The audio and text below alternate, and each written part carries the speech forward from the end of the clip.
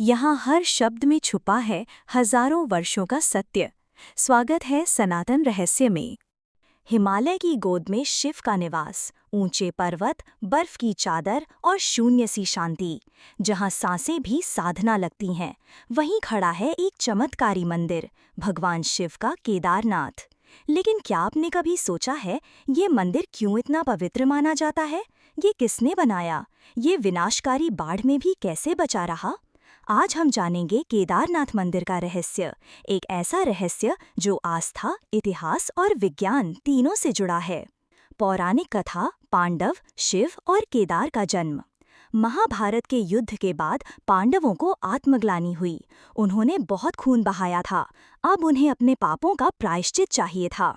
उन्होंने भगवान शिव की खोज की, लेकिन शिव रुष्ट थे और वे उत्तराखंड की पहाड़ियों की ओर चले गए।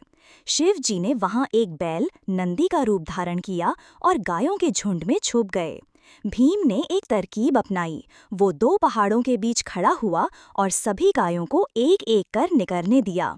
जब शिव बैल रूप में आए तो उन्होंने झुककर भूमि में समा जाने का प्रयास किया, लेकिन भीम ने तुरंत पकड़ लिया। शिव का पीठ भाग उस स्थान पर प्रकट हुआ, वहीं बना केदारनाथ मंदिर, और इस तरह पंच केदार की स्थापना हुई, जहां शिव के अंग अलग अलग स्थानों पर पूजे जाते हैं। मंदिर का निर्माण, वास्तुशास्त्र और अद्भुत रहस्य। केदारनाथ मंदिर का वर्तमान स्वरूप जितना दिव्य है, उतना ही रहस्यमय भी। कहा जाता है कि ये मंदिर सबसे पहले पांडवों द्वारा बनाया गया था, उनके प्रायश्चित के प्रतीक के रूप में। लेकिन आज जो भव्य पत्थरों का मंदिर खड़ा है, वो आदि शंकराचार्य द्वारा 8वीं शताब्दी में पुनर्निर्मित किया गया था। ककड़, मंदिर में प्रयुक्त पत्थर लगभग 6 टन से अधिक वजन के हैं। इन्हें इतनी ऊंचाई पर कैसे पहुंचाया गया? किसने उन्हें इतने संतुलन और शक्ति से जोड़ा? कोई सीमेंट, कोई लोहे का सहारा नहीं, फिर भी सदियों से खड़ा है ये मंदिर, भूकंप, हिमपात, बारिश और यहाँ तक कि बाढ़ में भी अडिग। वास्तुशास्त्र की विलक्षणता। केदारनाथ मंदिर का मुख उत्तर दिशा की ओर है, जो अत्यंत दुर्लभ है, क्योंकि अधिकतर शिव मंदिर दक्षिणमुखी होते हैं। मंदिर का गर्भगृह अत्यंत ऊर्जावान है। ऐसा माना जाता है कि इसके नीचे एक ऊर्जा केंद्र, एनर्जी वॉर्टेक्स है, जहां साधना करने से चित्त शुद्ध होता है और आत्मा शांत होती है। यही कारण है कि अनेक योगी, तपस्वी और सिद्ध महापुरुष यहीं आकर साधना करते रहे हैं और कहते हैं, ये स्थान शिव की सीधी उपस्थिति का अनुभव कराता है। 2013 की बाढ़ और चमत्कारी शिला का रहस्य। साल था 2013। केदारनाथ में बरसात का मौसम आया, लेकिन इस बार आसमान ने विकराल रूप ले लिया। 16 और 17 जून की रातें मानो प्रलय उतर आई हो।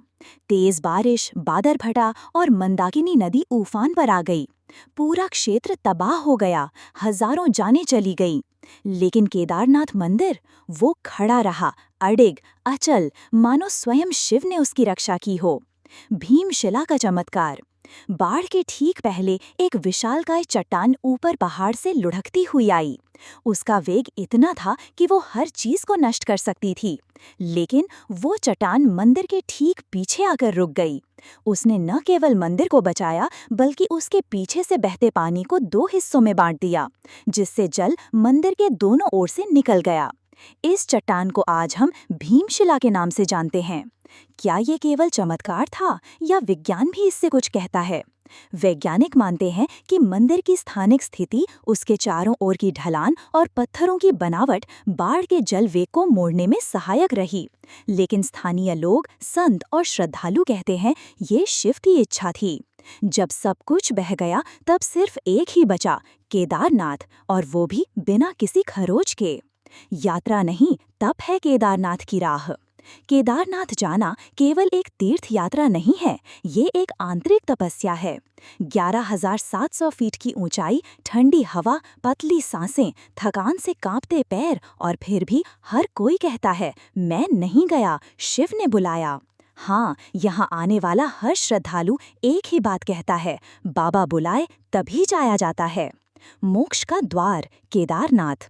केदारनाथ सिर्फ एक मंदिर नहीं है, ये एक ऊर्जा केंद्र है, जहाँ भक्ति, योग और ध्यान एक साथ फलते हैं। यहाँ साधना करने वाले अनेक सिद्ध महापुरुष हुए हैं, जिन्होंने जीवन की अंतिम सांसें इसी भूमि पर लीं। ये वही स्थान है जहाँ आदि शंकराचार्य ने समाधि ली थी। ये वही क्षेत्र है जहाँ मुक्ति और मृत्यु के बीच की रेखा धुंधली हो जाती है। पंच महाभूत और शिव का निवास केदारनाथ की भूमि, पृथ्वी, जल, अग्नि, वायु और आकाश, पांचों तत्वों का अद्भुत संगम है। ये क्षेत्र शिव के उस रूप को दर्शाता है जो संहारक भी हैं और करुणा स्वरूप भी। शिव यहीं साक्षात हैं, हिमालय की चोटी पर, शांत, अचल, सर्वशक्तिमान। अनुभव क्या कहता है? केदारनाथ पहुंचते ही मन चुप हो जाता है, शब्द कम पड़ते हैं, आंखें नम हो जाती हैं। वहां सिर्फ मंदिर नहीं दिखता, वहां अस्तित्व की पूर्णता दिखाई देती है। वहां लगता है मैं नहीं आया, मैं लाया गया हूँ। निष्कर्ष: केदारनाथ शिव का मौन संदेश। केदारनाथ एक नाम नहीं, एक मौन संदेश है। जहाँ शब्द रुक जाते हैं, वहाँ से शिव की अनुभूति शुरू होती है। ये मंदिर हमें याद दिलाता है कि जीवन कितना नश्वर है और शिव कितने शाश्वत। ये हिमालय की ऊंचाइयों से उतरता एक मौन उपदेश है। अपने कर्म करो, भय मत रखो, मृत्यु को समझो और स्वयं को शिव के चरणों में अर्पित करो। दांत आपके लिए एक निमंत्रण। यदि कभी जीवन में आप थक जाएं, कुछ समझ ना आए, तो एक बार केदारनाथ जरूर आइए, क्योंकि वहाँ कोई उपदेश नहीं दिया जाता, बस मौन से जीवन बदल दिया जाता है। ये था केदारनाथ मंदिर का रहस्य, सनातन रहस्य की ओर से एक भावपूर्ण प्रस्तुति। प्रणाम। अगर आपको ये यात्रा पसंद आई हो तो वीडियो को लाइक करें, कमेंट में हर हर महादेव लिखें और चैनल को सब्सक्राइब करके शिव भक्तों तक ये दिव्यता पहुंचाएं। मिलते हैं अगले रहस्य में। जय केदार, जय महादेव।